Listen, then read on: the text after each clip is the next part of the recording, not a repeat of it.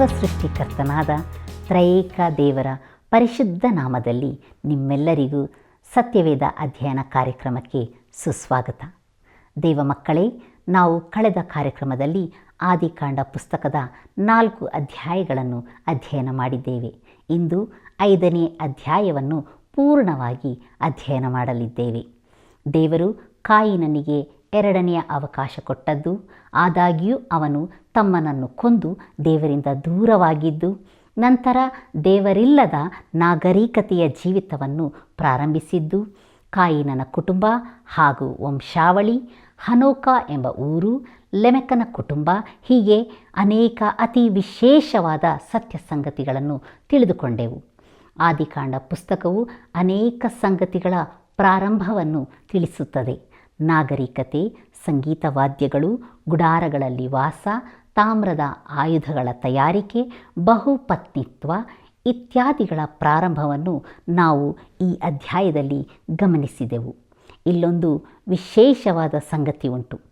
ಏನೆಂದರೆ, ಸಂಗೀತ ವಾದ್ಯಗಳು ಆದಾಮನ 8ನೆಯ ತಲೆಮಾರಿನಲ್ಲಿ ಪ್ರಾರಂಭವಾಯಿತು.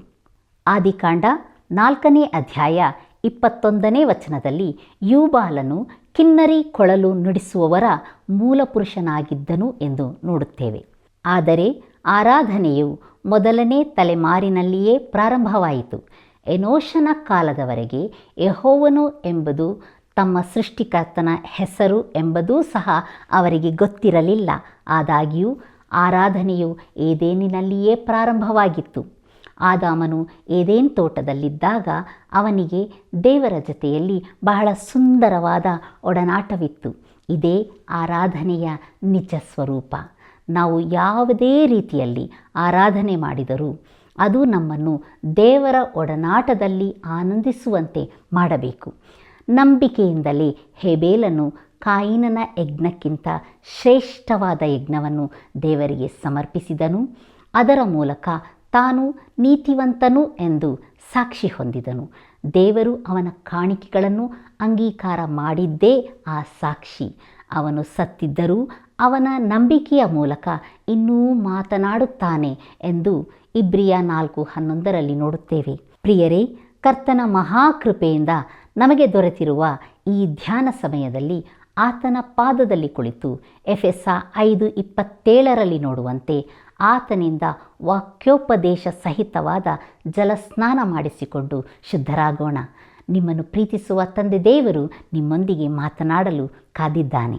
ನಮ್ಮ ಒಡೆಯನೂ ರಕ್ಷಕನೂ ಆಗಿರುವ ಯೇಸು ಕ್ರಿಸ್ತನ ಅತಿ ಪರಿಶುದ್ಧವಾದ ನಾಮದಲ್ಲಿ ನಿಮ್ಮೆಲ್ಲರನ್ನೂ ಮತ್ತೊಂದಾವರ್ತಿ ವಂದಿಸುತ್ತಾ ಇಂದಿನ ಸತ್ಯವೇದ ಅಧ್ಯಯನಕ್ಕೆ ಬಹುಪ್ರೀತಿಯಿಂದ ಸ್ವಾಗತಿಸುತ್ತೇನೆ.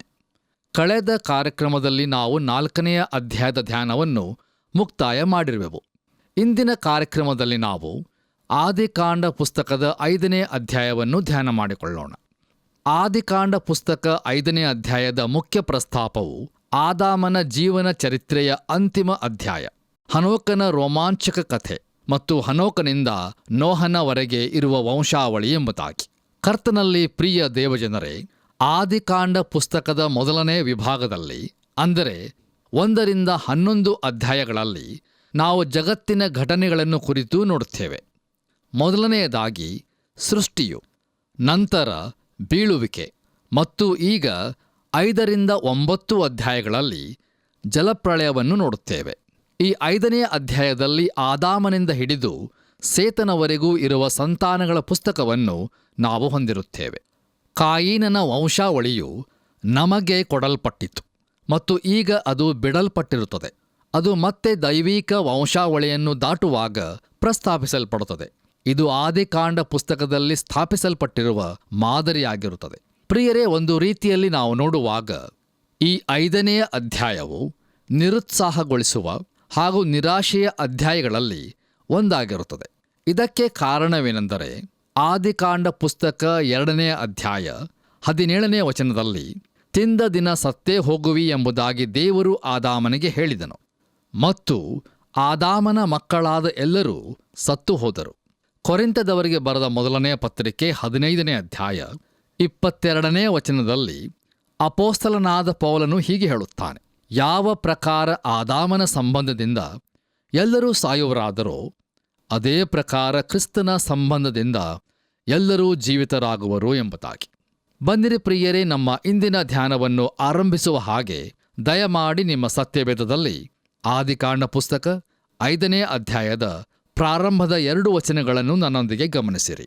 ಅಲ್ಲಿ ಹೀಗೆ ನೋಡುತ್ತೇವೆ: ಆದಾಮನ ವಂಶದವರ ಚರಿತ್ರೆಯು. ದೇವರು ಸೃಷ್ಟಿಕಾಲದಲ್ಲಿ ಮನುಷ್ಯನನ್ನು ತನ್ನ ಹೋಲಿಕೆಗೆ ಸರಿಯಾಗಿ ಉಂಟು ಮಾಡಿದನು.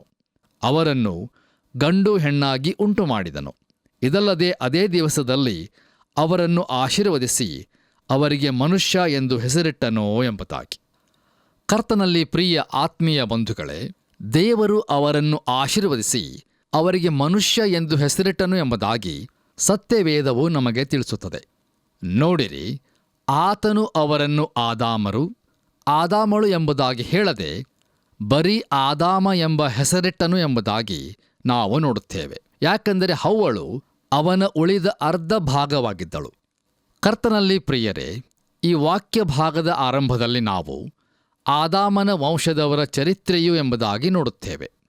ಹೊಸ ಒಡಂಬಡಿಕೆಯ ಆರಂಭದಲ್ಲಿ ಯೇಸು ಕ್ರಿಸ್ತನ ವಂಶಾವಳಿಯು ಎಂಬುದಾಗಿ ನೋಡುತ್ತೇವೆ. ಇಲ್ಲಿ 2 ಪುಸ್ತಕಗಳು ಇರುವುದನ್ನು ನಾವು ಗಮನಿಸುತ್ತೇವೆ. ಮತ್ತು ಈಗಾಗಲೇ ನಾವು ನೋಡಿದ ಹಾಗೆ 2 ಸಂತಾನಗಳು, 2 ವಂಶಾವಳಿಗಳು, ಮತ್ತು ಅವು ಯಾವಾಗಲೂ ವಿರುದ್ಧಾತ್ಮಕವಾಗಿ ಇರುವುದನ್ನು ಸ್ಮರಿಸಬಹುದು. ಸೈತಾನನ ಸಂತಾನಕ್ಕೂ ಮತ್ತು ಸ್ವೀಕೃತವಾದ ಸಂತಾನವಾಗಿರುವ ಕ್ರಿಸ್ತನ ಸಂತಾನಕ್ಕೂ ನಡುವೆ ಇರುವ ಹೋರಾಟವು ಬಹು ದೀರ್ಘವಾಗಿರುವುದು ಎಂಬುದನ್ನು ನಾವು ತಿಳಿದುಕೊಳ್ಳಬೇಕು. ನಾವು ಈಗ ಅನುಸರಿಸುತ್ತಿರುವ ವಂಶಾವಳಿಯು ಅದು ಸೇತನ ಮೂಲಕ ಬಂದ ವಂಶಾವಳಿಯಾಗಿರುತ್ತದೆ. ಮತ್ತು ಈ ವಂಶಾವಳಿಯ ಮೂಲಕ ಅಂತಿಮವಾಗಿ ಯೇಸು ಕ್ರಿಸ್ತನು ಬರಲಿರುವನು. ನಮ್ಮ ಧ್ಯಾನವನ್ನು ಮುಂದುವರಿಸಿ ಆದಿಕಾಂಡ ಪುಸ್ತಕ 5ನೇ ಅಧ್ಯಾಯ 3ನೇ ವಚನವನ್ನು ಓದುವಾಗ ಅಲ್ಲಿ ಹೀಗೆ ನೋಡುತ್ತೇವೆ: ಆದಾಮನು 130 ವರ್ಷದವನಾದಾಗ ರೂಪದಲ್ಲಿ ತನ್ನ ಹೋಲಿಕೆಗೆ ಸರಿಯಾದ ಮಗನನ್ನು ಪಡೆದು ಅವನಿಗೆ ಸೇತನೆಂದು ಹೆಸರಿಟ್ಟನು ಎಂಬುದಾಗಿ. ಕರ್ತನಲ್ಲಿ ನನ್ನ ಪ್ರಿಯ ಆತ್ಮೀಯ ಸ್ನೇಹಿತರೆ, ಈ ವಾಕ್ಯ ಭಾಗದಲ್ಲಿ ಆದಾಮನು 130 ವರ್ಷದವನಾದಾಗ ಎಂಬುದಾಗಿ ನಾವು ಗಮನಿಸುತ್ತೇವೆ. ಅವನಿಗೆ ವಯಸ್ಸು ಎಷ್ಟಾಗಿತ್ತು ಅಂದರೆ, ಇದನ್ನು ಬೇರೆ ಮಾತುಗಳಲ್ಲಿ ಹೇಳಬೇಕಾದರೆ, ದೇವರು ಆದಾಮನನ್ನು ಸೃಷ್ಟಿಸಿದಾಗ ಅವನನ್ನು ಯಾವ ವಯಸ್ಸಿನವನನ್ನಾಗಿ ಸೃಷ್ಟಿಸಿದನು ನನಗಂತೂ ಅದು ತಿಳಿದಿರುವುದಿಲ್ಲ. ನಾನು ಏನೇ ಹೇಳಿದರೂ ಅದು ಕೇವಲ ಊಹೆಯಾಗಿರುತ್ತದೆ. ಯಾಕಂದರೆ ಅವನಂತೂ ನಮ್ಮ ಹಾಗೆ ತಾಯಿಯ ಗರ್ಭದಿಂದ ಕೂಸಾಗಿ ಈ ಲೋಕದೊಳಗೆ ಬಂದಿರುವುದಿಲ್ಲ. ಈ ವಾಕ್ಯ ಭಾಗದಲ್ಲಿ ಇರುವ ಮುಖ್ಯವಾದ ಸಂದೇಶವೇನೆಂದರೆ, ಆದಾಮನು 130 ವರ್ಷದವನಾದಾಗ ತನ್ನ ಹೋಲಿಕೆಗೆ ಸರಿಯಾದ ಮಗನನ್ನು ಪಡೆದು ಅವನಿಗೆ ಸೇತನೆಂದು ಹೆಸರಿಟ್ಟನು ಎಂಬುದಾಗಿ. ಆದಿಕಾಂಡ ಪುಸ್ತಕ 1ನೇ ಅಧ್ಯಾಯ 26ನೇ ವಚನದಲ್ಲಿ, ಆಮೇಲೆ ದೇವರು ನಮ್ಮ ಸ್ವರೂಪದಲ್ಲಿ ನಮ್ಮ ಹೋಲಿಕೆಗೆ ಸರಿಯಾಗಿ ಮನುಷ್ಯರನ್ನು ಉಂಟು ಮಾಡೋಣ ಎಂಬುದಾಗಿ ಹೇಳಿರುವುದನ್ನು ನಾವು ನೋಡುತ್ತೇವೆ. ಮತ್ತು ಅದರಂತೆಯೇ ದೇವರು ತಮ್ಮ ಸ್ವರೂಪದಲ್ಲಿ ಹಾಗೂ ತಮ್ಮ ಹೋಲಿಕೆಯಲ್ಲಿ ಮನುಷ್ಯನನ್ನು ಉಂಟು ಮಾಡಿದನು. ಆದರೆ ಆದಾಮನಿಂದ ಹುಟ್ಟಿದ ಮಗನು ಆದಾಮನ ಹೋಲಿಕೆಯಂತೆ ಇದ್ದನು ಎಂಬುದಾಗಿ ದೇವರ ವಾಕ್ಯವು ಬಹುಸ್ಪಷ್ಟವಾಗಿ ನಮಗೆ ತಿಳಿಸುತ್ತದೆ. ನಮ್ಮ ಧ್ಯಾನವನ್ನು ಮುಂದುವರಿಸಿ ಆದಿಕಾಂಡ ಪುಸ್ತಕ 5ನೇ ಅಧ್ಯಾಯ 4 ಮತ್ತು 5ನೇ ವಚನಗಳಲ್ಲಿ ನಾವು ಹೀಗೆ ನೋಡುತ್ತೇವೆ: ಸೇತನು ಹುಟ್ಟಿದ ಮೇಲೆ ಆದಾಮನು ಗಂಡು ಹೆಣ್ಣು ಮಕ್ಕಳನ್ನು ಪಡೆದು 800 ವರ್ಷ ಬದುಕಿದನು. ಅವನು ಒಟ್ಟು 930 ವರ್ಷ ಬದುಕಿ ಸತ್ತನು ಎಂಬುದಾಗಿ. ಕರ್ತನಲ್ಲಿ ಪ್ರಿಯ ದೇವಜನರೇ, ಈಗ ನಾವು ಸಮಾಧಿಯ ಅಥವಾ ಸ್ಮಶಾನದ ಮೂಲಕ ಹಾದು ಹೋಗಲು ಆರಂಭಿಸುತ್ತೇವೆ. ನೋಡಿರಿ, ಆದಾಮನು ಗಂಡು ಹೆಣ್ಣು ಮಕ್ಕಳನ್ನು ಪಡೆದು ಒಟ್ಟು 930 ವರ್ಷ ಬದುಕಿ ಸತ್ತನು ಎಂಬುದಾಗಿ ಇದೀಗ ನಾವು ಓದಿಕೊಂಡಿದ್ದೇವೆ. ಮುಂದುವರೆದು ಪ್ರಿಯರೇ, ಸೇತನಿಗೆ ಏನಾಯಿತು ಎಂಬುದನ್ನು ಹೀಗೆ ನೋಡುತ್ತೇವೆ. ಅವನು ಅಂದರೆ ಸೇತನು ಒಟ್ಟು 912 ವರ್ಷ ಬದುಕಿ ಸತ್ತನು ಎಂಬುದಾಗಿ. ಕರ್ತನಲ್ಲಿ ಪ್ರಿಯರೇ, ಸೇತನಿಗೆ ಎನೋಷ್ ಎಂಬ ಮಗನಿದ್ದನು. ಮತ್ತು ಎನೋಷನಿಗೆ ಏನಾಯಿತು? ಆದಿಕಾಂಡ ಪುಸ್ತಕ 5ನೇ ಅಧ್ಯಾಯ 11ನೇ ವಚನದಲ್ಲಿ ಎನೋಷನು ಸತ್ತನು ಎಂಬುದಾಗಿ ನೋಡುತ್ತೇವೆ. ಆದರೆ ಅವನಿಗೆ ಕೇನಾನನು ಎಂಬ ಮಗನಿದ್ದನು. ಮತ್ತು ಕೇನಾನನಿಗೆ ಏನು ಸಂಭವಿಸಿತು? ಆದಿಕಾಂಡ ಪುಸ್ತಕ 5ನೇ ಅಧ್ಯಾಯ 14ನೇ ವಚನವನ್ನು ನೋಡುವಾಗ ಕೇನಾನನು ಸತ್ತನು ಎಂಬುದನ್ನು ನೋಡುತ್ತೇವೆ. ಅವನಿಗೆ ಮಹಲಲೇಲನು ಎಂಬ ಮಗನಿದ್ದನು. ಆದಿಕಾಂಡ ಪುಸ್ತಕ 5ನೇ ಅಧ್ಯಾಯ 12ನೇ ವಚನ. ಮತ್ತು ಮಹಲಲೇಲನಿಗೆ ಏನಾಯಿತು? ಅವನೂ ಸಹ ಸತ್ತನು ಎಂಬುದಾಗಿ ಆದಿಕಾಂಡ ಪುಸ್ತಕ 5ನೇ ಅಧ್ಯಾಯ 17ನೇ ವಚನದಲ್ಲಿ ನಾವು ಗಮನಿಸುತ್ತೇವೆ. ಆದರೆ ಅವನಿಗೂ ಒಬ್ಬ ಮಗನಿದ್ದನು, ಅವನ ಹೆಸರು ಯೆರೆದನು ಎಂಬುದಾಗಿ. ಆದಿಕಾಂಡ ಪುಸ್ತಕ 5ನೇ ಅಧ್ಯಾಯ 20ನೇ ವಚನಕ್ಕೆ ಬರುವಾಗ ಯೆರೆದನು ಕೂಡ ಸತ್ತು ಹೋದನು ಎಂಬುದಾಗಿ ನೋಡುತ್ತೇವೆ. ಕರ್ತನಲ್ಲಿ ಪ್ರಿಯ ದೇವಜನರೇ, ಯೆರೆದನು ಸಾಯುವುದಕ್ಕಿಂತ ಮುಂಚೆ ಅವನಿಗೆ ಹನೋಕನೆಂಬ ಒಬ್ಬ ಮಗನು ಹುಟ್ಟಿದನೆಂಬುದಾಗಿ ನಾವು ಗಮನಿಸುತ್ತೇವೆ. ನಮ್ಮ ಧ್ಯಾನವನ್ನು ಮುಂದುವರೆಸಿ ಆದಿಕಾಂಡ ಪುಸ್ತಕ 5ನೇ ಅಧ್ಯಾಯ 21ನೇ ವಚನವನ್ನು ಓದುವಾಗ ಅಲ್ಲಿ ಹೀಗೆ ನೋಡುತ್ತೇವೆ: ಹನೋಕನು 65 ವರ್ಷದವನಾದಾಗ ಮೆತುಶೆಲಹನನ್ನು ಪಡೆದನು ಎಂಬುದಾಗಿ. ಕರ್ತನಲ್ಲಿ ನನ್ನ ಪ್ರಿಯ ಆತ್ಮೀಯ ಬಂಧುಗಳೇ, ಆದಿಕಾಂಡ ಪುಸ್ತಕ 5ನೇ ಅಧ್ಯಾಯ 5ರಿಂದ 20ನೇ ವಚನದವರೆಗೂ ಬಂದಂಥ ಒಬ್ಬೊಬ್ಬ ವ್ಯಕ್ತಿಯು ಸತ್ತನು ಎಂಬುದಾಗಿ ನಾವು ನೋಡಿಕೊಂಡಿದ್ದೇವೆ.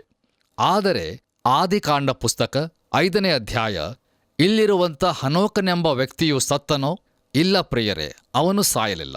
ಕರ್ತನಲ್ಲಿ ನನ್ನ ಪ್ರಿಯ ಸಹೋದರ ಸಹೋದರಿಯರೇ, ಈ ಅಧ್ಯಾಯವು ಕತ್ತಲಾದ ಅಧ್ಯಾಯವಾಗಿದೆ. ಆದರೆ ಇಲ್ಲಿ ಒಂದು ಪ್ರಕಾಶಮಾನ ಕಾರಣವಿರುತ್ತದೆ.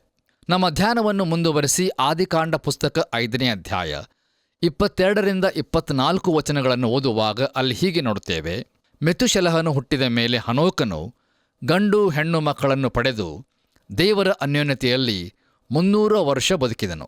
ಅವನು ಬದುಕಿದ ಕಾಲವೆಲ್ಲ 365 ವರ್ಷ.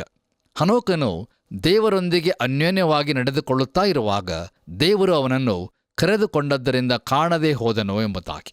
ಕರ್ತನಲ್ಲಿ ನನ್ನ ಪ್ರೀತಿಯ ಆತ್ಮೀಯ ಸ್ನೇಹಿತರೆ, ಈ ವಾಕ್ಯ ಭಾಗದ ಮೂಲಕ ನಾವೊಂದು ಗಮನಾರ್ಹವಾದ ಸಂಗತಿಯನ್ನು ಕಂಡುಕೊಳ್ಳುತ್ತೇವೆ. ಅದೇನೆಂದರೆ, ಸಾವಿನ ಮಧ್ಯದಲ್ಲಿ ಒಬ್ಬ ಮನುಷ್ಯನು ಈ ಲೋಕದಿಂದ ತೆಗೆಯಲ್ಪಟ್ಟಿರುತ್ತಾನೆ. ಹನೋಕನು ದೇವರೊಂದಿಗೆ ನಡೆದನು ಎಂಬುದಾಗಿ ಅವನ ಕುರಿತಾಗಿ ಹೇಳಲ್ಪಟ್ಟಿರುತ್ತದೆ. ಇದು ನಿಜವಾಗಿಯೂ ಬಹು ಗಮನಾರ್ಹವಾದಂಥ ಸಂಗತಿಯಾಗಿದೆ. ಕೇವಲ 2 ವ್ಯಕ್ತಿಗಳು ಮಾತ್ರ ದೇವರೊಂದಿಗೆ ನಡೆದರು ಎಂಬುದಾಗಿ ಹೇಳಲ್ಪಟ್ಟಿರುತ್ತದೆ. ಮುಂದಿನ ಅಧ್ಯಾಯದಲ್ಲಿ ನಾವು ನೋಹ ಎಂಬವನು ದೇವರೊಂದಿಗೆ ನಡೆದನು ಎಂಬುದಾಗಿ ನಾವು ನೋಡಲಿದ್ದೇವೆ. ನೋಡಿರಿ, ಈ 2 ಜಲಪ್ರಳಯ ಸಂಭವಿಸುವುದಕ್ಕಿಂತ ಮುಂಚೆ ಇದ್ದರು ಮತ್ತು ಇವರು ದೇವರೊಂದಿಗೆ ನಡೆದರು. ಹಳೆಯ ಒಡಂಬಡಿಕೆಯಲ್ಲಿ ನೋಡುವುದಾದರೆ 2 ವ್ಯಕ್ತಿಗಳು ನಿಜವಾಗಿಯೂ ಕಾಯಲಿಲ್ಲ. ಅವರಲ್ಲಿ ಒಬ್ಬನು ಹನೋಕನು, ಮತ್ತೊಬ್ಬನು ಎಲಿಯನೂ ಆಗಿದ್ದಾನೆ. ಜಲಪ್ರಳಯಕ್ಕೂ ಮುಂಚೆ ಇದ್ದವರಲ್ಲಿ ಸ್ವಲ್ಪ ಮಟ್ಟಿಗೆ ದಾಖಲೆಯನ್ನು ಹೊಂದಿರುವ ವ್ಯಕ್ತಿಯೆಂದು ಹೇಳಿದರೆ ಅವನು ಹನೋಕನಾಗಿದ್ದಾನೆ. ಹೌದು ಪ್ರಿಯರೇ, ಅವನು ಸಾಯಲಿಲ್ಲ, ಆದರೆ ದೇವರು ಅವನನ್ನು ತೆಗೆದುಕೊಂಡು ಹೋದನು ಎಂಬುದಾಗಿ ನಾವು ದೇವರ ವಾಕ್ಯದಲ್ಲಿ ನೋಡುತ್ತೇವೆ. ಅವನು ಅನುವಾದಿಸಲ್ಪಟ್ಟನು ಅಥವಾ ಭಾಷಾಂತರಿಸಲ್ಪಟ್ಟನು. ಅನುವಾದ ಅಥವಾ ಭಾಷಾಂತರ ಎಂದರೇನು? ಒಂದು ಭಾಷೆಯಿಂದ ಒಂದು ಪದವನ್ನು ತೆಗೆದುಕೊಂಡು ಅದರ ಅರ್ಥ ಬದಲಾಗದೇ ಇರುವ ರೀತಿಯಲ್ಲಿ ಅದನ್ನು ಮತ್ತೊಂದು ಭಾಷೆಯಲ್ಲಿ ಹಾಕುವುದೇ ಭಾಷಾಂತರವಾಗಿರುತ್ತದೆ. ಹನೋಕನು ಈ ಭೂಮಿಯಿಂದ ತೆಗೆಯಲ್ಪಟ್ಟನು. ಅದು ಭಾಷಾಂತರ ಅಥವಾ ಅನುವಾದವಾಗಿರುತ್ತದೆ. ಅವನು ತಾನು ಹೊಂದಿದ್ದ ಹಳೆ ಶರೀರವನ್ನು ಅಥವಾ ದೇಹವನ್ನು ಬಿಟ್ಟು ಬಿಡಬೇಕಾಯಿತು. ನೋಡಿರಿ, ಅವನು ವಿಭಿನ್ನವಾದ ವ್ಯಕ್ತಿತ್ವವನ್ನು ಹೊಂದಬೇಕಾಯಿತು. ಹೀಗಿರುವಾಗಲೂ ಯಾವ ರೀತಿಯಲ್ಲಿ ಪದವು ಅದೇ ರೀತಿಯಾಗಿ ಉಳಿದಿರಬೇಕೋ ಹಾಗೇ ಅವನು ಅದೇ ವ್ಯಕ್ತಿಯಾಗಿರಬೇಕಾಯಿತು. ಹನೋಕನು ಪರಲೋಕಕ್ಕೆ ತೆಗೆದುಕೊಳ್ಳಲ್ಪಟ್ಟನು. ಕರ್ತನಲ್ಲಿ ಪ್ರಿಯರೇ, ಹನೋಕನು 65 ವರ್ಷದವನಾದಾಗ ಮೆತುಶೆಲಹನನ್ನು ಪಡೆದನು ಮತ್ತು ಅದರ ನಂತರ ದೇವರೊಂದಿಗೆ ಅನ್ಯೋನ್ಯತೆಯಲ್ಲಿ ನಡೆದನೆಂಬುದಾಗಿ ನಾವು ಓದುತ್ತೇವೆ. ಕರ್ತನಲ್ಲಿ ಪ್ರಿಯರೇ, ದಯಮಾಡಿ ಗಮನಿಸಿರಿ, ಅವನ ಜೀವಿತದ ಮೊದಲ 65 ವರ್ಷಗಳು ಹೇಗಿದ್ದವು ಎಂಬುದನ್ನು ನಾನು ತಿಳಿದಿರುವುದಿಲ್ಲ. ಬಹುಶಃ ಅವನೂ ಸಹ ಉಳಿದವರ ಹಾಗೆಯೇ ಜೀವಿಸಿರಬಹುದೆಂದು ನಾನು ಭಾವಿಸುತ್ತೇನೆ. ಇದು ನೋಹನ ದಿನಗಳ ಕಕ್ಷೆಯಲ್ಲಿ ಚಲಿಸುತ್ತಿರುವ ಅಸಡ್ಡೆಯ ಕಾಲವಾಗಿದ್ದಿರಬಹುದು.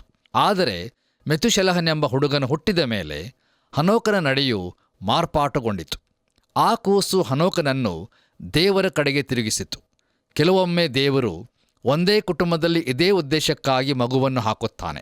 ಒಂದು ವೇಳೆ ಆ ಮಗುವು ದೇವರ ಕಡೆಗೆ ನಮ್ಮನ್ನು ನಡೆಸದೇ ಹೋದರೆ ಬೇರೆ ಯಾವ ಸಂಗತಿಯೂ ದೇವರ ಕಡೆಗೆ ನಮ್ಮನ್ನು ನಡೆಸುವುದಿಲ್ಲ.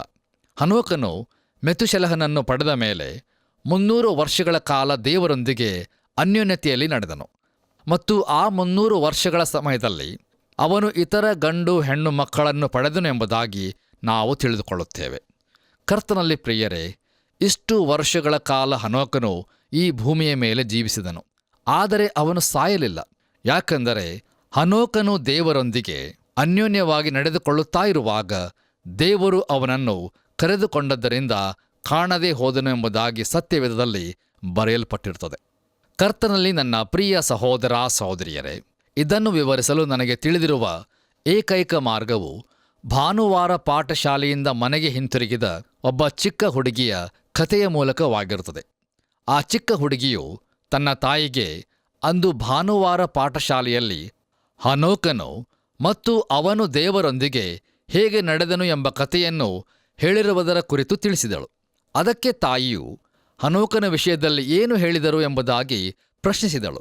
ಅದಕ್ಕೆ ಆ ಚಿಕ್ಕ ಹುಡುಗಿಯು ಈ ರೀತಿಯಾಗಿ ಹೇಳಿದಳು, ಏನೆಂದರೆ, ದೇವರು ಪ್ರತಿದಿನ ಬಂದು ಹನೋಕನಿಗೆ, ಹನೋಕನೇ, ನೀನು ನನ್ನೊಂದಿಗೆ ನಡೆದಾಡಲು ಬಯಸುತ್ತೀಯೋ ಎಂಬುದಾಗಿ ಕೇಳುತ್ತಿದ್ದನು. ಅದಕ್ಕೆ ಹನೋಕನು ತನ್ನ ಮನೆಯಿಂದ ಹೊರಗೆ ಬಂದು ಮನೆಯ ಮುಂದಿದ್ದ ಗೇಟನ್ನು ದಾಟಿಕೊಂಡು ದೇವರೊಂದಿಗೆ ನಡೆದಾಡುತ್ತಾ ಹೋಗುತ್ತಿದ್ದನು. ಬರಬರುತ್ತಾ ಹನೋಕನು ದೇವರೊಂದಿಗೆ ನಡೆದಾಡುವುದನ್ನು ಎಷ್ಟು ಆನಂದಿಸುತ್ತಿದ್ದನೆಂದರೆ, ಅವನು ಪ್ರತಿದಿನ ಆ ಗೇಟಿನ ಬಳಿಗೆ ಬಂದು ದೇವರಿಗಾಗಿ ಕಾದುಕೊಂಡು ನಿಂತಿರುತ್ತಿದ್ದನು. ನಂತರ ದೇವರು ಬಂದು, ಹನೋಕನೇ ಬಾ, ಹೋಗೋಣ ಎಂದು ಹೇಳುತ್ತಾ ಹನೋಕನನ್ನು ಕರೆದುಕೊಂಡು ಹೋಗುತ್ತಿದ್ದನು. ಹನೋಕನೊಂದಿಗೆ ಬಹು ದೀರ್ಘ ಸಮಯ ಮಾತಾಡುತ್ತಾ ನಡೆದುಕೊಂಡು ಹೋಗುತ್ತಿದ್ದನು. ಆಗ ಬಹು ತಡವಾಗಿರುವುದನ್ನು ಗಮನಿಸಿದ ಹನೋಕನು ದೇವರಿಗೆ, ದೇವರೇ, ಇಂದು ಬಹಳ ತಡವಾಗಿದೆ, ನಾನು ಈಗ ಮನೆಗೆ ಹೊರಡಬೇಕು ಎಂಬುದಾಗಿ ಹೇಳಿದನು. ಆಗ ದೇವರು ಹನೋಕನಿಗೆ, ಹನೋಕನೇ, ನೀನು ನಿನ್ನ ಮನೆಯಿಂದ ಬಹು ದೂರ ಬಂದಿರುವಿ, ಆದರೆ ಈಗ ನನ್ನ ಮನೆಯು ಬಹು ಸಮೀಪವಾಗಿದೆ, ಆದ್ದರಿಂದ ನೀನು ನನ್ನ ಜೊತೆಗೆ ಬಂದು ಬಿಡು ಎಂಬುದಾಗಿ ಹೇಳಿ ಹನೋಕನನ್ನು ದೇವರು ತನ್ನ ಮನೆಗೆ ಕರೆದುಕೊಂಡು ಹೋಗಿರುವುದರಿಂದ ಆಮೇಲೆ ಹನೋಕನು ಈ ಭೂಮಿಯ ಮೇಲೆ ಕಾಣಿಸಲೇ ಇಲ್ಲ ಎಂಬುದಾಗಿ ಹೇಳಿದಳು. ಕರ್ತನಲ್ಲಿ ಪ್ರಿಯರೇ, ಇದಕ್ಕಿಂತ ಉತ್ತಮವಾಗಿ ಹೇಗೆ ಹಾಕುವುದನ್ನು ನಾನು ತಿಳಿದಿರುವುದಿಲ್ಲ. ನಿಖರವಾಗಿಯೂ ಇದುವೇ ಇಲ್ಲಿರುವಂಥ ಕಥೆಯಾಗಿರುತ್ತದೆ. ಪ್ರಿಯರೇ, ದಯಮಾಡಿ ಗಮನಿಸಿರಿ, ಹನೋಕನ ತೆಗೆದುಕೊಳ್ಳಲ್ಪಡುವಿಕೆಯು ಮುಂದೆ ಸಂಭವಿಸಲಿರುವ ಚಿತ್ರಣವಾಗಿರುತ್ತದೆ. ಅದು ಸಭೆಯು ಮಧ್ಯಾಕಾಶದಲ್ಲಿ ಎತ್ತಲ್ಪಡುವುದಾಗಿರುತ್ತದೆ. ನೋಡಿರಿ, ಜಲಪ್ರಳಯದ ನ್ಯಾಯ ತೀರ್ಪಿನ ಮುಂಚೆ ದೇವರು ಹನೋಕನನ್ನು ತೆಗೆದುಬಿಟ್ಟಿದ್ದಾನೆ. ಬನ್ನಿರಿ ಪ್ರಿಯರೇ, ನಮ್ಮ ಧ್ಯಾನವನ್ನು ಮುಂದುವರೆಸಿ ಆದಿಕಾಂಡ ಪುಸ್ತಕ 5ನೇ ಅಧ್ಯಾಯ 27ನೇ ವಚನವನ್ನು ಓದುವಾಗ ಅಲ್ಲಿ ಹೀಗೆ ಬರೆದದೆ, ಅವನು ಒಟ್ಟು 969 ವರ್ಷ ಬದುಕಿ ಸತ್ತನು ಎಂಬುದಾಗಿ. ಕರ್ತನಲ್ಲಿ ಪ್ರಿಯ ದೇವಜನರೇ, ಮೆತುಶೆಲಹನು ಆದಾಮನಿಗಿಂತ ಹೆಚ್ಚು ಕಾಲ ಜೀವಿಸಿದನು. ಸೃಷ್ಟಿ ಕಾರ್ಯದಿಂದ ಹಿಡಿದು ಜಲಪ್ರಳಯದವರೆಗೆ ಇರುವ ಅಂತರವನ್ನು ಈ ಇಬ್ಬರು ವ್ಯಕ್ತಿಗಳು, ಅಂದರೆ ಆದಾಮ ಮತ್ತು ಮೆತುಶೆಲಹನು, ಬಹಳ ಸುಂದರವಾಗಿ ಸೇತುವೆಗೊಳಿಸಿದ್ದಾರೆ. ನಮ್ಮ ವಂಶಾವಳಿಯ ಪ್ರಕಾರ ನೋಡುವುದಾದರೆ ಬಹುಶಃ ನೋಹನಿಗೆ ಜಗತ್ತಿನ ಸೃಷ್ಟಿಯ ಕುರಿತು ಎಲ್ಲವನ್ನೂ ಹೇಳಿದ್ದಿರಬಹುದು. ನೋಡಿರಿ, ಹೊಸ ಒಡಂಬಡಿಕೆಯ ಆರಂಭದಲ್ಲಿ ಕೊಡಲ್ಪಟ್ಟಿರುವ ನಮ್ಮ ಕರ್ತನಾದ ಯೇಸುಕ್ರಿಸ್ತನ ವಂಶಾವಳಿಯಲ್ಲಿ ಕೆಲವರು ಬಿಡಲ್ಪಟ್ಟಿರುವರು. ಆ ವಂಶಾವಳಿಯನ್ನು 3 ಸರಿಸಮ ವಿಭಾಗಗಳನ್ನಾಗಿ ಮಾಡುವ ಪ್ರಯತ್ನದಲ್ಲಿ ಕೆಲವರನ್ನು ಉದ್ದೇಶಪೂರ್ವಕವಾಗಿ ಬಿಡಲ್ಪಟ್ಟಿರುತ್ತದೆ. ಖಚಿತವಾದ ಕೆಲವರು ಬಿಡಲ್ಪಟ್ಟಾಗ್ಯೂ ಅದು ನಿಖರವಾಗಿ ಅನುಸರಿಸುವುದನ್ನು ನಾವು ಕಾಣುತ್ತೇವೆ. ಪ್ರಿಯರೇ, ವಂಶಾವಳಿಯು ನಿಖರವಾಗಿರುತ್ತದೆಂದು ನನಗೆ ಖಚಿತವಾಗಿದೆ. ಆದರೆ ಈ ಭೂಮಿಯ ಮೇಲೆ ಮನುಷ್ಯನ ಜೀವಿತವು ನಾವು ಅಂದುಕೊಂಡದ್ದಕ್ಕಿಂತ ಇನ್ನೂ ಹೆಚ್ಚಿನದಾಗಿರುತ್ತದೆ ಎಂಬ ನಿಜಾಂಶವನ್ನು ಈ ಅಂತರವು ತಿಳಿಸುತ್ತಿರುವುದು ಬಹು ಪ್ರಾಮುಖ್ಯವಾದ ಸಂಗತಿಯಾಗಿರುತ್ತದೆ. ಆದರೆ ದೇವರು ಅದಕ್ಕಿಂತಲೂ ಹೆಚ್ಚಾಗಿ ನಮಗೆ ಈ ಭೂಮಿಯ ಮೇಲಿನ ಮಾನವ ಕುಲದ ಧಾರ್ಮಿಕ ವಿಮೋಚನಾತ್ಮಕ ಇತಿಹಾಸವನ್ನು ತಿಳಿಸುವಲ್ಲಿ ಆಸಕ್ತನಾಗಿರುತ್ತಾನೆ. ದಯಮಾಡಿ ಆಲೋಚಿಸಿ ನೋಡಿರಿ. ಕರ್ತನಲ್ಲಿ ಪ್ರಿಯರೇ, ಮೆತುಶೆಲಹ ಎಂಬ ಹೆಸರಿನ ಅರ್ಥವು ಕಳುಹಿಸುವುದು ಎಂಬುದಾಗಿ. ಕೆಲವರು ಆ ಹೆಸರಿನ ಅರ್ಥವನ್ನು ಅವನು ಸತ್ತ ನಂತರ ಕಳುಹಿಸಲ್ಪಡುತ್ತದೆ ಎಂಬುದಾಗಿ ನಂಬುತ್ತಾರೆ. ಹಾಗಾದರೆ ಏನು ಕಳುಹಿಸಲ್ಪಡುತ್ತದೆ? ಹೌದು ಪ್ರಿಯರೇ, ಅದುವೇ ಜಲಪ್ರಳಯವಾಗಿರುತ್ತದೆ. ನೋಡಿರಿ, ಮೆತುಶೆಲಹನು ಜೀವದಿಂದ ಇರುವವರೆಗೆ ಜಲಪ್ರಳಯವು ಬರುವುದಕ್ಕಾಗಲಿಲ್ಲ. ಮೂಲ ಪಿತೃಗಳ ವಂಶಾವಳಿಯ ಕಾಲಾನುಕ್ರಮದ ಅನುಗುಣವಾಗಿ ಬಹು ಆಸಕ್ತಿಕರವಾದ ಸಂಗತಿ ಏನೆಂದರೆ, ಮೆತುಶೆಲಹನು ಸತ್ತ ವರ್ಷವೇ ಜಲಪ್ರಳಯವೂ ಬಂದಿತು. ಅಂದರೆ ಅವನು ಸತ್ತ ನಂತರ ಅದು ಕಳುಹಿಸಲ್ಪಡುವುದು ಎಂಬುದು ಮೆತುಶೆಲಹ ಎಂಬ ಈ ಹೆಸರಿನ ಅರ್ಥ. ಕರ್ತನಲ್ಲಿ ಪ್ರಿಯ ದೇವಜನರೇ, ಯಾಕೆ ಮೆತುಶೆಲಹನು ಇತರರಿಗಿಂತ ಬಹು ದೀರ್ಘಕಾಲ ಜೀವಿಸಿದನು. ನೋಡಿರಿ, ದೇವರು ತಾಳ್ಮೆಯುಳ್ಳವನು ಮತ್ತು ದಯೆಯುಳ್ಳವನು ಎಂಬುದನ್ನು ಮನುಕುಲಕ್ಕೆ ತೋರಿಸಿಕೊಡುವುದಕ್ಕಾಗಿ ಮೆತುಶೆಲಹನನ್ನು ಬಹು ದೀರ್ಘಕಾಲ ಜೀವಿಸುವಂತೆ ಮಾಡಿದನು. ಹಾಗೆಯೇ ಪ್ರಿಯರೇ, ದೇವರು ನಮ್ಮ ಜೀವಿತ ಕಾಲವೆಲ್ಲ ನಮಗೋಸ್ಕರ ಕಾಯ್ದುಕೊಂಡಿರಲು ಶಕ್ತನಾಗಿದ್ದಾನೆ. ಪೇತ್ರನು ಬರೆದ ಮೊದಲನೇ ಪತ್ರಿಕೆ 3ನೇ ಅಧ್ಯಾಯ 20ನೇ ವಚನದಲ್ಲಿ ಅಪೊಸ್ತಲನಾದ ಪೇತ್ರನು ದೇವರ ದೀರ್ಘ ಶಾಂತಿಯ ಕುರಿತು ಹೀಗೆ ಬರೆಯುತ್ತಾನೆ. ಅಲ್ಲಿ ನಾವು ಹೀಗೆ ನೋಡುತ್ತೇವೆ: ಅಂದರೆ ಪೂರ್ವಕಾಲದಲ್ಲಿ ನೋಹನು ನಾವೆಯನ್ನು ಕಟ್ಟಿಸುತ್ತಿರಲು ದೇವರು ದೀರ್ಘ ಶಾಂತಿಯಿಂದ ಕಾದಿದ್ದಾಗ ಆತನಿಗೆ ಅವಿಧೇಯರಾಗಿದ್ದವರ ಬಳಿಗೆ ಹೋಗಿ ಸುವಾರ್ತೆಯನ್ನು ಸಾರಿದನು. ಆ ನಾವೆಯೊಳಗೆ ಕೆಲವರು, ಅಂದರೆ 8 ಜನರು ಸೇರಿ ನೀರಿನ ಮೂಲಕ ರಕ್ಷಣೆ ಹೊಂದಿದರು ಎಂಬುದಾಗಿ. ಕರ್ತನಲ್ಲಿ ಪ್ರಿಯರೇ, ನಾವು ಈ ಅಧ್ಯಾಯದ ಉಳಿದ ಭಾಗದಲ್ಲಿ ಮುಂದುವರಿಯುತ್ತಾ ಇರುವ ಹಾಗೆ ಇಲ್ಲಿ ಪ್ರತಿಯೊಬ್ಬ ಮನುಷ್ಯನು ಮತ್ತು ಅವನ ಮರಣವು ಪ್ರಸ್ತಾಪಿಸಲ್ಪಟ್ಟಿರುವುದನ್ನು ನಾವು ನೋಡುತ್ತೇವೆ. ಬಂದಿರೆ ಪ್ರಿಯರೇ, ನಮ್ಮ ಧ್ಯಾನವನ್ನು ಮುಕ್ತಾಯಗೊಳಿಸುವ ಹಾಗೆ ಆದಿಕಾಂಡ ಪುಸ್ತಕ 5ನೇ ಅಧ್ಯಾಯ 31 ಹಾಗೂ 32ನೇ ವಚನಗಳನ್ನು ಓದಿಕೊಳ್ಳೋಣ. ಅಲ್ಲಿ ನಾವು ಹೀಗೆ ನೋಡುತ್ತೇವೆ: ಅವನು ಒಟ್ಟು 777 ವರ್ಷ ಬದುಕಿ ಸತ್ತನು. ನೋಹನು 500 ವರ್ಷದವನಾದಾಗ ಶೇಮ್, ಹಾಮ್, ಯಫೇತ್ ಎಂಬ 3 ಮಂದಿ ಮಕ್ಕಳನ್ನು ಪಡೆದನು ಎಂಬುದಾಗಿ. ಕರ್ತನಲ್ಲಿ ಪ್ರಿಯ ಆತ್ಮೀಯ ಬಂಧುಗಳೇ, ಲೋಕದಲ್ಲಿ ಜನಪ್ರಿಯವಾದ ತತ್ವವು ಮನುಷ್ಯರಿಂದ ಕುರುಡಾಗಿ ಸ್ವೀಕರಿಸಲ್ಪಟ್ಟಂಥದ್ದು. ಮತ್ತು ಎಲ್ಲ ತತ್ವಜ್ಞಾನದ ಮುಕ್ತಾಯ ಯಾವುದೆಂದರೆ, ಮಾನವ ಸ್ವಭಾವವು ಮೂಲ ಸ್ವರೂಪವಾಗಿಯೂ ಮತ್ತು ಸ್ವಾಭಾವಿಕವಾಗಿಯೂ ಒಳ್ಳೆಯದಾಗಿರುತ್ತದೆ ಮತ್ತು ಅದನ್ನು ಸುಧಾರಿಸಬಹುದು ಎಂಬುದಾಗಿ. ನೋಡಿರಿ, ಮಾನವನ ಸುತ್ತಲಿರುವ ವಾತಾವರಣವನ್ನು ಹಾಗೂ ಅವನ ಆನುವಂಶಿಕತೆಯನ್ನು ಸುಧಾರಿಸಲು ಪ್ರಯತ್ನಿಸುವುದಾದರೆ ಮಾನವನನ್ನು ಸುಧಾರಿಸಬಹುದು ಎಂಬುದು ಇಂದು ಲೋಕದಲ್ಲಿ ಹಮ್ಮಿಕೊಂಡಿರುವಂಥ ಕಾರ್ಯಕ್ರಮವಾಗಿರುತ್ತದೆ. ವಿವಿಧ ಪಂಗಡಗಳವರು ಒಟ್ಟು ಮೊತ್ತದಲ್ಲಿ ಹೇಳುವುದೇನೆಂದರೆ, ರಕ್ಷಣೆ ಎನ್ನುವಂಥದ್ದು ನಿನ್ನಿಂದ ನೀನು ಮಾಡಿಕೋ ಎಂಬುದಾಗಿ. ಇನ್ನೂ ಕೆಲವು ಗುಂಪುಗಳವರು ಮಾನವ ಸ್ವಭಾವವು ಮೊತ್ತದಲ್ಲಿ ಒಳ್ಳೆಯದೇ ಆಗಿರುತ್ತದೆ ಮತ್ತು ಅದರಲ್ಲಿ ಪಾಪ ಎನ್ನುವಂಥ ಯಾವುದೇ ಸಂಗತಿಯೂ ಇರುವುದಿಲ್ಲ ಎಂಬುದಾಗಿ ಹೇಳುತ್ತಾರೆ. ಆದರೆ ಪ್ರಿಯರೇ, ಮಾನವನ ಕುರಿತಾಗಿ ದೇವರು ಏನು ಹೇಳುತ್ತಾನೆ? ಮಾನವನು ಸಂಪೂರ್ಣವಾಗಿ ಕೆಟ್ಟು ಹೋಗಿದ್ದಾನೆ, ದುಷ್ಟತನದಲ್ಲಿ ಇದ್ದಾನೆ ಎಂಬುದಾಗಿ ದೇವರು ಹೇಳುತ್ತಾನೆ. ಹೌದು, ಅದುವೇ ನಮ್ಮೆಲ್ಲರ ಸ್ಥಿತಿಯಾಗಿರುತ್ತದೆ.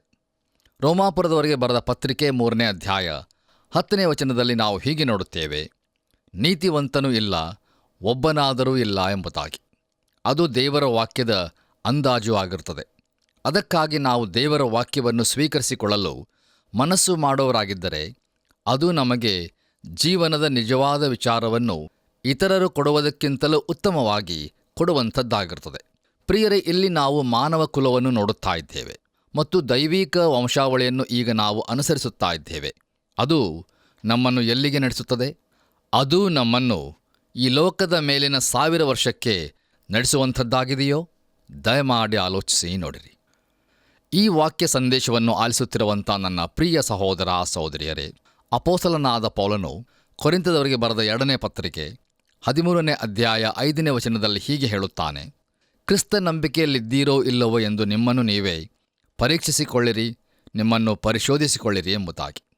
ಯಾಕೆಂದರೆ ಕಡೇ ದಿವಸಗಳಲ್ಲಿ ಅನೇಕರು ವಂಚಿಸುವ ಆತ್ಮಗಳ ನುಡಿಗಳಿಗೂ ದೆವ್ವಗಳ ಬೋಧನೆಗಳಿಗೂ ಲಕ್ಷ್ಯಗೊಟ್ಟು ಕ್ರಿಸ್ತ ನಂಬಿಕೆಯಿಂದ ಭ್ರಷ್ಟರಾಗುವರು.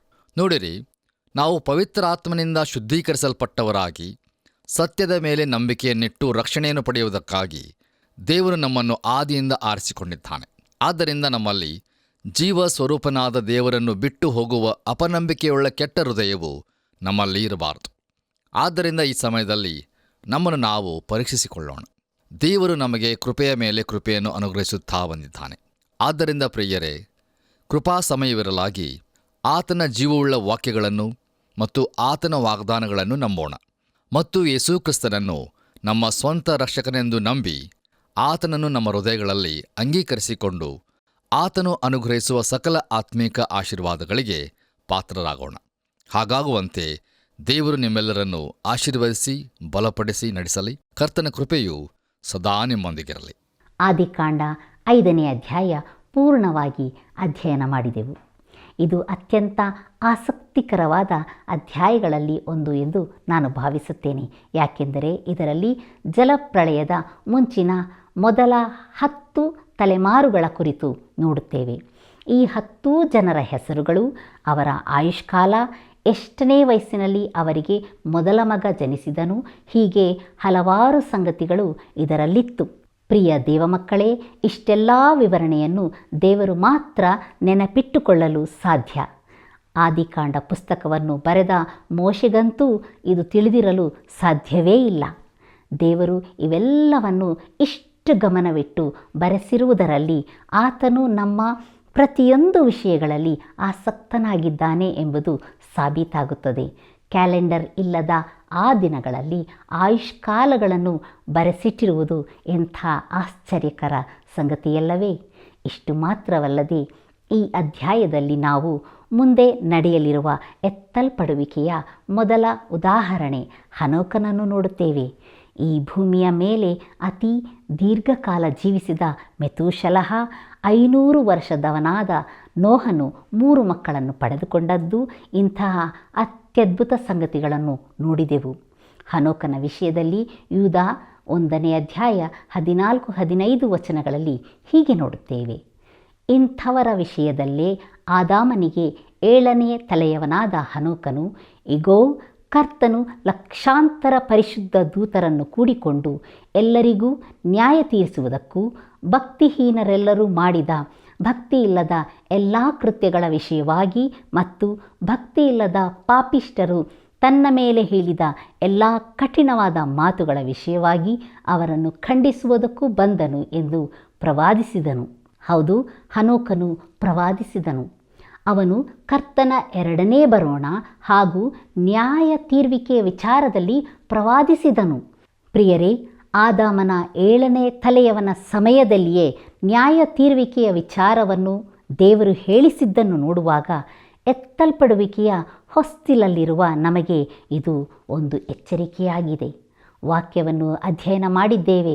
ಸುಣ್ಣ ಹಚ್ಚಿದ ಸಮಾಧಿಯಂತೆ ಕೇವಲ ತೋರಿಕೆಯ ಜೀವಿತವನ್ನು ನಾವು ಜೀವಿಸದೆ ಅಂತರಂಗವನ್ನು ನೋಡಿ ಪ್ರತಿಫಲ ಕೊಡುವ ಕರ್ತನ ದೃಷ್ಟಿಯಲ್ಲಿ ಶುದ್ಧರಾಗಿ ಆತನಿಗೆ ಮೆಚ್ಚಿಕೆಯಾದ ಜೀವಿತವನ್ನು ಜೀವಿಸೋಣ.